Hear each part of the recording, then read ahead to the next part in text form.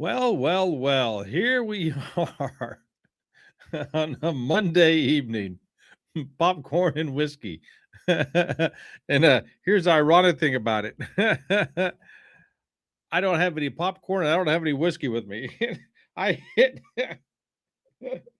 I set this up and I hit the go live button and I went, "Oh crap, I don't have either." I'm like, "Oh well, hey, that's part of being part of the show, isn't it?"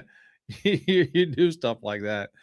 Anyway, hey, welcome. My name is Andrew. I am the face who runs the place. Popcorn and whiskey. That's what we're doing tonight. And we will be talking about the Olympics. We will be talking about the Super Bowl. More importantly, the halftime show. And I think I'm going to discuss a few things which has happened to me. And it's pretty I don't know if you want to call it pretty eye-opening. I can't believe people, grown adults, act this way. It's yeah. They grown adults act this way, and it really it's an eye opener to me because I don't even know how to approach this one. All right, let me just start this off. So over the weekend, this is a two-part thing. Over the weekend, and I talked about this the other night. Through a mutual business partner, I became friends with somebody who's also doing internet type stuff, and we were on several group calls together. Her and I. Group calls are basically masterminds, Q&A type things where a bunch of people get online together and they bounce ideas off of each other. Lack of a better term, that's what we did. And through the platform we were on, we sent messages back and forth, not just me and her, but her and other folks, me and other folks as well. And she lives in Chicago. I live in Indiana, small town Indiana, West Central Indiana. So we started messaging back and forth about how the weather was and blah, blah, blah. What the difference with the weather was where she was versus where I am. And she had it worse. She definitely had it worse, well, the weather-wise. So we started talking back and forth, and she asked what I was doing online, and I told her about my Andrew and Clinton type thing that I'm doing. All right. She said it was pretty cool. She's interested. Would I mind if she follows me? I said, of course not. So I gave her my Facebook page, of course, which she could have found on her own, but she was nice and cordial. Asked for it, and also the Andrew and Clinton one. So as far as I know, she followed both. I didn't check, didn't ask her. Maybe she followed neither. But then the Olympics started. Okay, and this is where it gets interesting. The Olympics started the other night. I watched the opening ceremonies, as like a gazillion other people do. And during the ceremony, let's see. Yeah, okay. I had to get something up here. So during opening ceremonies, when the U.S. came out, they showed President J.D. Vance up in the stands, and I put a post something like, "Hey, there's our president, there's our vice president. Way to go, yeah, USA," something like that. Whatever, however, I posted, nothing saying anything else besides that. Okay, no problem. The next day, I get this message from her, and I'm going to read it. And it says, "Hey, I'm glad to have connected, but I do want to clarify a thing. It looks like you are a supporter of J.D. Vance, and I appreciate that. But if you are, I believe our values do not align. I think that Trump administration is really bad for our nation and democracy in general. And if you are a big fan, I respect you, but do not want a connection." Fair enough. All right, fair enough. And she writes back, "I will walk away and wish you the best. If you are MAGA, just let me know." So she says, "I will walk away and wish you the best. If you are MAGA, just let me know." And I said, I'm sorry too. This is my response to her. I'm sorry too. I, for one, do not let people's political views stand in the way of friendships. If you feel so strongly that I'm a bad person, so be it. I really thought we had the potential. I really thought we had a potential business relationship going, and more importantly, a friendship. If you change your mind, feel free to reach out and say hello. She says it isn't politics, it's values. This is her responding back to me. This isn't politics, this is values. I will not be friends with anyone who supports homophobia, racism, sexism, child rape, and shooting Americans in the head for legally protesting. Again, she's reading the left's playbook. That's what the talking points are. Did not respond. I did not respond, did not say anything. This was yesterday. Next message from me to me. You foul man. Okay. I guess I'm a foul man. And then I hope you and your racist bottom feeding friends felt strong. Both of them. I don't know what that means, but whatever. And then she says, you love child rape. So this is how one side responds to the other with vile attacks and stuff of this sort, and which I don't understand whatsoever.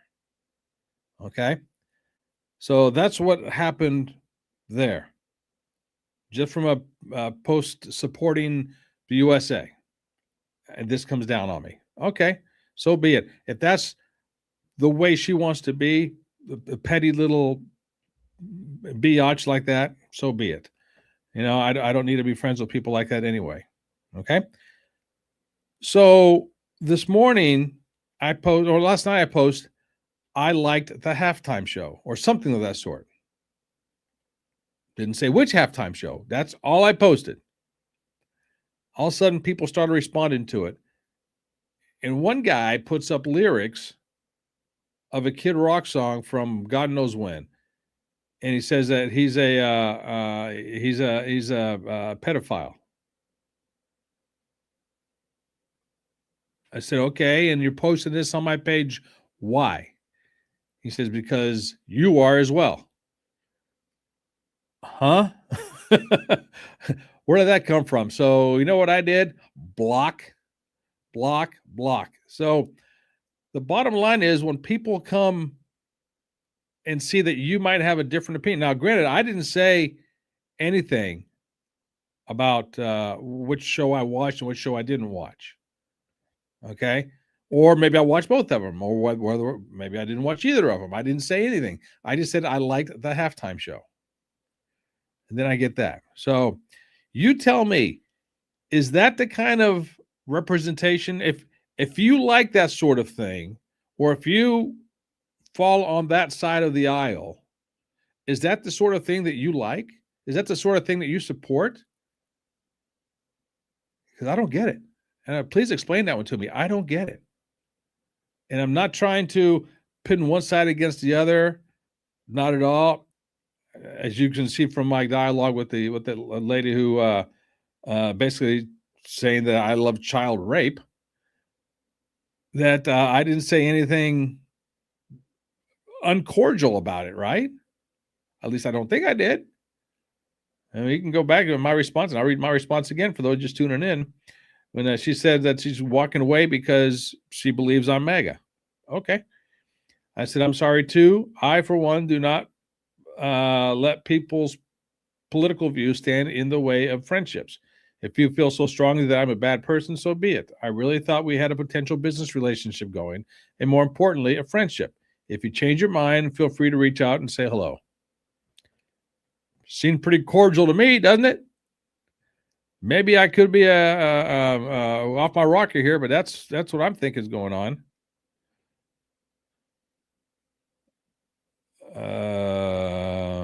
What the heck here? Okay, wait a second here. I thought I had posted this earlier. My Olympic correspondent is supposed to call in at any time now. So, and now for all you who were watching the halftime show, regardless of which one, for the purpose of trying to make the other halftime show irrelevant, you're stupid on either side. Okay, not everybody's going to like the music on one side. Not everybody's going to like the music from the other side. Hey, JD, anytime you want to call in, buddy. Anytime you want to call in. Yeah, our correspondent's going to be calling in. So if you're wanting to be unified and unify the country, whatever that means to you, pitting one side against the other isn't going to do it. Now, this is the first time I'm going to say this, but TP. Hello, JD. Are you there? I am here. Can you hear me? Yes, I can hear you. I hope everybody else can hear you too. Anyway, I'm sure. Well, I don't know if you've been watching or not, but I've been talking about the halftime show. Well, I'm just starting to talk about the halftime show. Up until now, I was talking about somebody who befriended me because of a childish behavior on her part, if you ask me. So yeah, I was listening, and I heard your conversation. I think you were very cordial considering what was being said to you.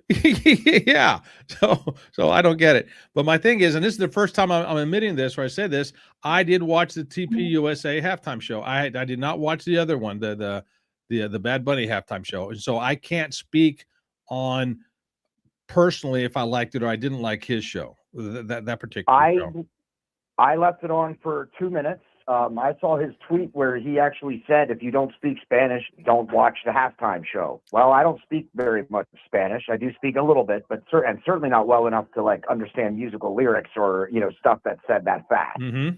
So I kept it on for a minute just to see if he was going to do the whole thing in Spanish. The first 2 minutes or so were Spanish. So I said, okay, fine. Guess he was right. So I turned it off. Oh my God! See, this is the first time I've heard that there was a tweet that like that out there. I'm not saying there wasn't. I just haven't heard about that yet. So yeah, I saw it. That's why I was like, oh well, okay, well, fine. Oh my word! Wow. If you feel that strongly about your own halftime show that if I don't speak your language, you don't want me to watch, I said, okay, that's Turning Point USA is putting on a show. I can turn them on. I wasn't necessarily, honestly, I think the whole point of like dueling halftime shows was a little bit, on the nose, a little bit childish maybe for Turning Point to like try and compete with that. But in light of everything that's happening and that tweet alone, I was like, okay, well, guess what? I am turning them on now. I think this is where you and I are going to differ because I don't think it was childish at all. There have been multiple halftime shows in the past where I didn't care for the music. What was that? There's a guy a couple of years ago. It was a real soothing voice. There's definitely been halftime shows that have been bad. I completely agree with you. Now, I'm not saying that they were bad. I'm saying it's just not the kind of music that I want to hear. No, that's okay. That's why you have me on the show. I will say that they were bad. Yeah, and I'm not trying to be politically correct. I'm just saying that there was one a couple of years ago. I can't remember who it was. It was some R&B guy. And my sister and I both said the same thing. I thought his voice was phenomenal. He had a very talented voice. I know exactly who you're talking about, but I can't think of his name off the top of my head right now. I just didn't care for the music. I did not like that show either. I didn't care for the music. I'm not saying it was bad. I didn't care for the music. I just didn't care for it. The show itself wasn't very good either, though. There's usually not just a singing performance, but some kind of other performance. Right. It wasn't a great show anyway. Now, something else I wanted he was a bad player. Something else I wanted to point out about yesterday's show is people are saying that TP USA, they only had, and I've heard reports from 5 million viewers to 25 million viewers. So I don't know what the number is. Honestly, I don't care. People are saying, well, they failed at what they wanted to do. I'm like, well, no, they wanted to get viewers. And if they got 5 million viewers, that's pretty darn good. And then people say, yeah, but they didn't take away from the Super Bowl halftime show. They weren't trying to. Nobody is going to take away from the Super Bowl halftime show. Nobody on the planet is. It's the Super Bowl, for God's sakes. You're not trying to, if you try to compete with the Super Bowl, you're going to lose on every aspect of everything. I saw a report that actually showed that the viewership for the halftime show was greater for Turning Point USA than for Bad Bunny. That a lot of people did what I did, turned on Turning Point USA. And I literally, for the extent of the halftime show, I turned off Peacock. I turned off the live stream of the game. I didn't even leave the halftime show up in the background on mute. I literally turned it off. At the house I was in, it did the same thing now, and I didn't request it or anything else because I was at a buddy's house. Didn't request it, didn't do anything, and he says, "Hey, I'm not watching that halftime show. We're watching the Turning Point USA," which shocked the hell out of me. I didn't think he was going to do that. I loved it. I thought it was great.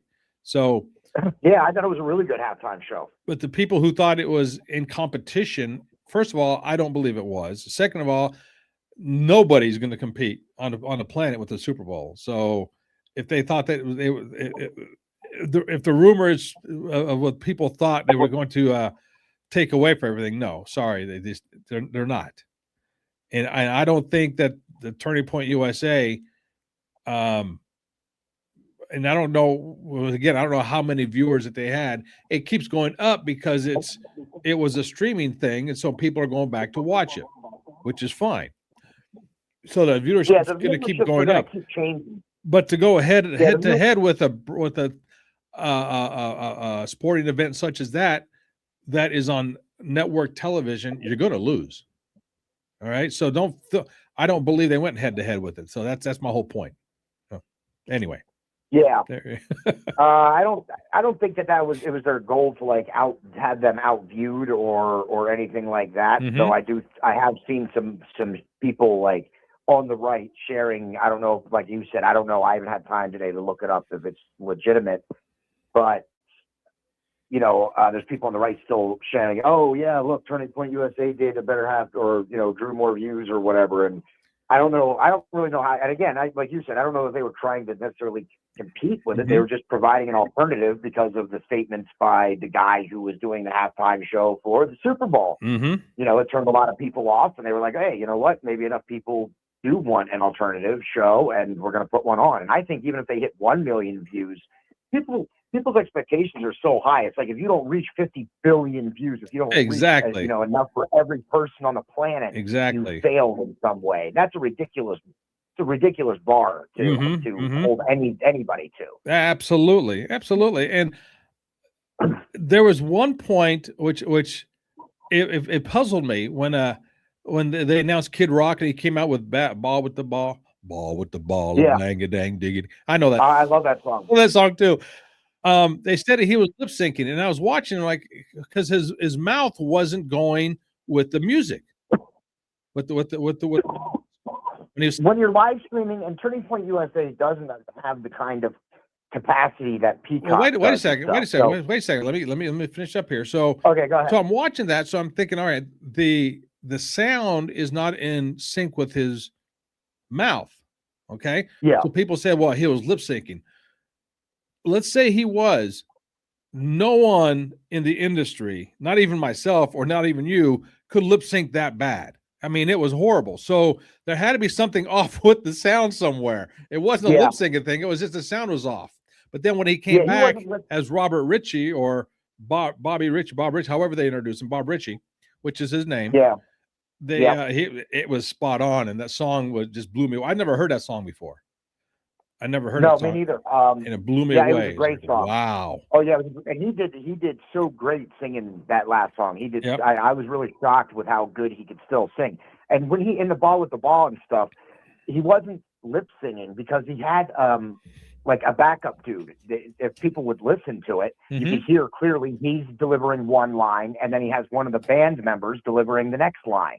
And when you're out there jumping around like he was, he's 40, 50 some years old now. He ain't in his prime anymore. He was out there jumping around and bouncing around like he did when he was young. He was probably excited, amped in the moment, but he likely knew he was going to be out of freaking breath.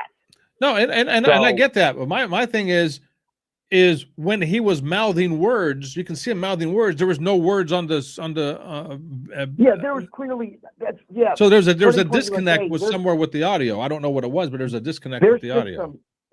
It's because their system, Turning Point USA, was not prepared, and that just goes to show how many views. That's how you can tell how many views they actually got, is because their system is not equipped to deal with the amount of people who were turning into their channels. They weren't ready for that. So, not to mention that it likely overloaded a little bit of YouTube and Rumble's stuff. Oh, too. yes. They were on YouTube and Rumble. Yep. So they were in multiple locations with definitely a few million people tuning in. It had nothing to do with him lip singing. That was a technical issue where the video of what we were seeing and the audio were not aligning. They weren't reaching the destination at the same time. That's all that was. And that's what I was saying. I said if it was truly a lip sync, he was a horrible lip syncer. I mean, you and I could do better than that. Yeah. So I can't. I don't think I saw that. That couldn't have been it. It couldn't have been it. Anyway, all right. When the lips aren't even matching up, you know it's something with the audio and video and it's not reaching the destination at the same time. All right, so we beat that or hit dead horse for a while, and I'm sure I'll talk about it more later on this week. I'm sure you will too. But I want to talk about the Olympics. You are my Olympic correspondent guy. You're more in tune with it than I am. So what's going on with the Olympics? First of all, do you have the medal count? Totals. What's going on? I will. Give me just a second. I will get out the medal counts. The first thing that I was going to bring up though was the Lindsey Vonn wreck. Oh yeah. Yes. I saw the replay of that. Yeah. Yeah. It was. I saw it. Me and my mom saw it live. We were watching it live. It was horrendous. It was horrendous. When they showed it in slow motion, it's like one of her skis. She took a corner too sharp or something. Then her hand got caught up in the flag, and that's what turned her whole body around. Yeah. What happened was because a lot of skiers sometimes will catch the fences with their arms and stuff. The issue was, and they're not heavy. They're like plastic. They're light. Yeah. They come up out of the ground if you pull them up. They're really dug into the ground because they're so light. The wind can just pick them up and take them. Okay. But she was airborne at the time she made contact with the sign on her right arm. She was already airborne. Okay. And that was enough. When you're going 80 miles an hour, that's enough. Oh yes. To change your trajectory when you're airborne. So that's what happened. She caught the fence with her right arm after she was already airborne, after her skis were already off the ground, and it turned her sideways, and she landed she had to have been doing at least 70, 75 miles an hour at that point still. And she completely just crashed and wrecked out and just rolled. I couldn't believe it. I've seen some bad wrecks in skis. I saw when she tore her ACL, and I've seen other skiers wreck really, really hard, really bad. But that one was one of the worst ones I've ever seen. I feel extremely bad for Lindsey, of course, but what I feel even worse about, and I'm sure Lindsey, and I don't know her, of course I don't know her, I've never talked to her or anything else, but I bet she feels bad about this. She took the spotlight away from the gold medalist, who was a USA person. Basically took the spotlight in that particular sport, because they don't talk about the gold medalist. They talk about Lindsey's crash, unfortunately. Yeah, she did crash. But actually, you know what? It's great you brought that up, because I think Breezy Johnson is her name. And she was great. It likely would have been if Vaughn would have made it down the slopes. It could have potentially been gold and silver for the both of them. Yeah. So, which would have been definitely special. But she did, Breezy Johnson, she did great. She won the gold, and she's actually she's responsible. That's only the second medal, transitioning us into the medal count. That's only USA's second medal, and it's our second gold medal. But it's only our second medal so far in these games. Really? Yeah, wow. So it is important that he won that gold medal because it's only our second medal of these games so far. Well, what is the USA's strong, I guess, the stranglehold? What are we good at in the Olympics compared to the rest of the world? We have lost our strangleholds on a lot of sports that give out a lot of medals. Like we're potentially going to we're definitely going to medal in hockey, in men's and women's hockey, and even potentially gold medal. But that's only, that's 2 medals. That's for, two medals for 2 events. Okay. But we don't have the speed skaters that we used to have, or the caliber of speed skaters that we used to have. We don't have the caliber of skiers right now. There's other than Breezy Johnson, There's some other young ones who are developing, but they're not really at that level where they're likely going to be on the podium yet. Speed skating, skiing, those are events, and snowboarding. Holy cow, is U.S. completely getting trounced in snowboarding? Oh my goodness, we dominated in that sport for the first year or two. That when snowboarding first came in, because of a couple people like Shaun White, but and others, but we have lost our grip on those too. And you got to figure there are so many different snowboarding events. So that's where we're going to get, why we're going to get beat in the medal count. We still have a couple of sports where we're strong, but especially in figure skating, but those don't have the same medal counts that some of the other events do, like the skiing and the snowboarding and the speed skating. So yeah, other than figure skating and hockey, those are where we're likely to have the most medals. Okay. Now, I think coming up tomorrow, I think we have, I don't know if it's the biathlon tomorrow or if it's the long distance skiing thing. I don't know which one, but I know something at 7:30 tomorrow morning, my time, Eastern time. And so I already got my alarm set for that. And I don't set my alarm for anything, but I got my alarm set for that. So I can make sure I'm home watching it, because I love that one. I love the cross country skiing and the biathlon. I love those two. Yes. I think it was they had one of the biathlon events on earlier this morning, I believe. No, and I missed it. I think it's tomorrow. No, there was definitely skiing and shooting this morning. So, well, I know yesterday they had like a mix. It might have been one of the smaller races, like the I'm not sure what distance it was. I mean, there's a couple of different distances in the biathlon and stuff. So there's likely a couple of different events of it. Okay. Because I know yesterday they had the I guess the tag team skiing and shooting with guys and girls. That was yesterday. Oh, okay, yeah, that's fun to watch too. I like that. I like where they mix, where they like those kind of sports become team sports. It's very interesting to watch those. All right. So do you have the medal count? Yes, I do. Let's see here.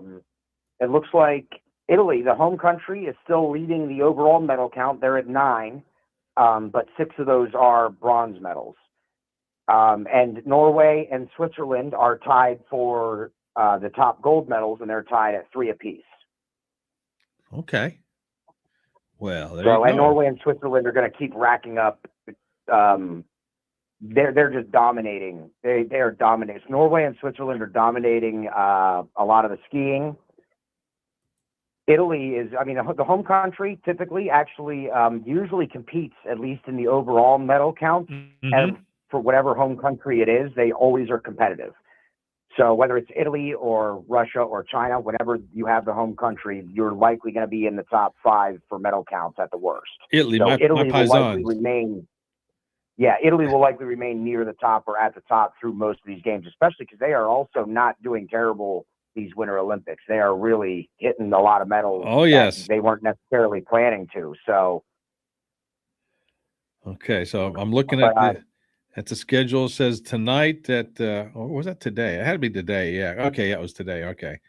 They had ski jumping, ice hockey, snowboarding, figure skating, ski jumping, luge, curling, ski jumping. I know you don't like curling. I think it's cool. Not so much. Japan, watch for Japan. Japan's right behind alpine Italy skiing in the overall medal count. Okay. And they're right behind in the gold medal count. Japan is crushing the snowboarding, both in men's and women this year. Just crushing snowboarding. That's who has the hold on snowboarding right now, or at least the events that have happened so far. There are a lot of events. There's cross country snowboarding. There's also the slope style. They also have the half pipe yet. Wait. Cross country snowboarding. I haven't heard that one. I'm going to see that. It's it's racing. It's snowboard racing. They usually race 4 at a time, and then they race a course. Okay. I believe it's called cross country snowboarding. I'll have to check. I might be wrong about the name of it. It might not be cross country snowboarding, quote unquote, I guess. Okay. But it's a track where they run like a course. Okay. Well, so my thing was tomorrow morning. The biathlon at 7:30. I'm looking at it right now. Yeah, men's 20K individual biathlon at 7:30 tomorrow morning. Yeah, that's okay. So the 20K. The one I was watching this morning was the women's, and I think it might have only been the 5 or 10K. Let's see. This morning, Tuesday. No, it was Monday. Let me go back to see what was on this morning. Dun dun dun dun. The skeleton, Nordic, But Nordic combined, curling, alpine skiing, Swiss and Norway. Norway will also dominate a lot of the speed skating. They've also been taking. That's where a lot of their medals have come from so far. Is the speed skating. Norway and Switzerland are both going to are dominant in the speed skating, and there's a lot more medals that they'll be grabbing from there too. Let's see. The women's 1,000 speed skating was today. See, the Netherlands took gold and silver, and Japan took bronze. Yeah. Okay. Yep. Oh wow. Cool. So there you go, folks. Our update with the Olympics. So with my Olympic correspondent JD. There you go. Yes, that is your Olympic update on Popcorn and Whiskey, presented by JD from Mayhem Media. There you go. Absolutely. So I think we should come back on tomorrow night and do it again. I gotta get off of here by 8:00 tonight.